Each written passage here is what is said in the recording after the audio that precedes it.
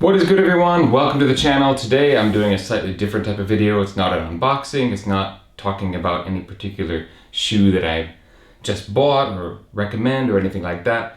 Today I'm actually going to be talking about what I was actually wearing during the pandemic.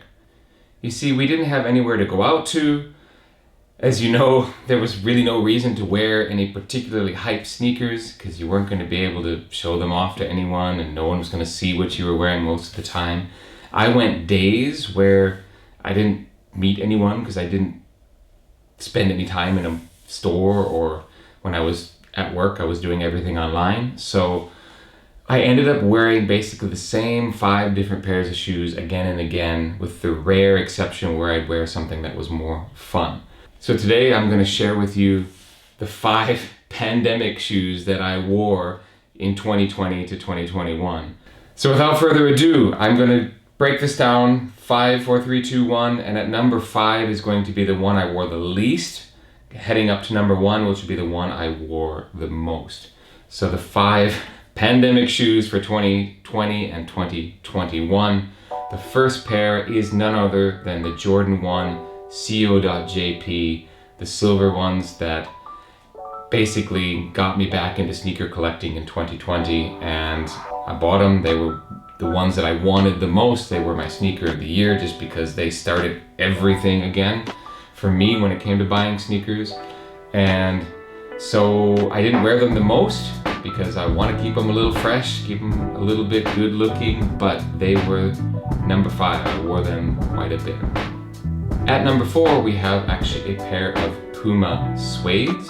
These were a pair that came out for the 50th anniversary, and I really liked the teal swoosh pattern. I know swoosh is the wrong word to use because it's not a Nike shoe, but I really like the teal. I don't have any shoes that have that particular color, and it's a basic black sneaker, so I can wear it with pretty much anything. And I've always been a fan of Puma Suedes ever since high school in the 90s, when grunge, rock, and sort of the Seattle alternative music scene was going on, and lots of people were wearing Puma Suedes and wearing them for skateboarding, etc. So I've always had a soft spot in my heart, and I have several pairs of them actually. This just happened to be the pair that I wore the most in 2020.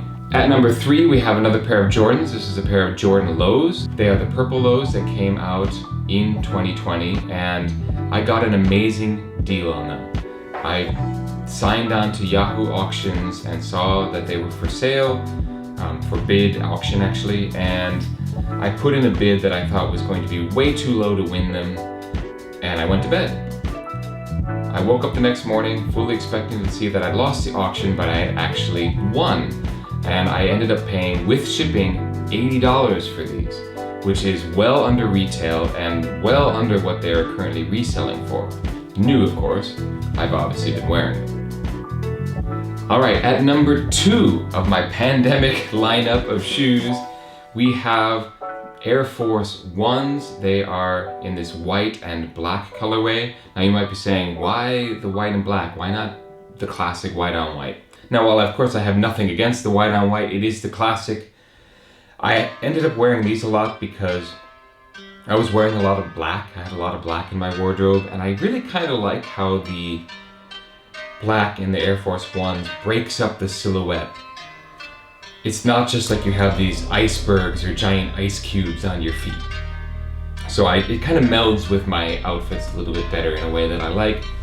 Not knocking the white on white Air Force Ones, but these just seem to be what I was into in 2020. Alright, we've reached it. The number 1 most worn sneaker in 2020, and it is a pair of Jordans, but it is not from the canon of Jordans 1 through 35. This is one of the, I don't know what you call it, the outlet releases, or it's just one of those side Jordans that no one really cares about when it comes to hype sneakers. But I needed a neutral sneaker just for everyday work. I knew I wasn't going to be meeting anyone on the daily, but I still kind of wanted a pair of Jordans on my feet. And what I liked about these is that they're understated, easy to wear with everything, and they've got that cool raised 23 3 on the back, 2 on the left foot and 3 on the right foot. And I just thought that was really cool.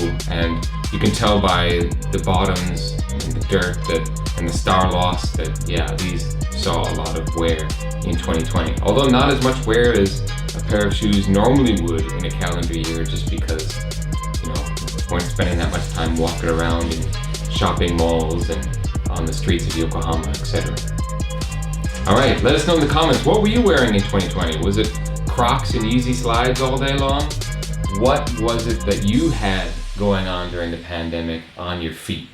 Let us know in the comments, and I want to thank you for watching this little odd video that, you know, I think it's kind of for posterity. We got to remember what it was like to go through 2020, 2021, because you know, in 5, 10, 20 years from now, this will be far from people's memories. So I can at least look back at this video and think, yeah, I remember what that was like, and those were the shoes that I was wearing then. So thanks for watching, and I will catch you on the next video. I drop a new sneaker video. It's kind of like once every 2 weeks whenever content comes to me or I get a new pair of shoes. I've actually got a new review coming out soon, so please look for that. Also, I do videos about Japan, society, life, and culture, and I put those videos out every single Friday. So if life in Japan is something that kind of interests you, please look for those as well. Thanks again for watching this video, and I will catch you on the next one. Peace.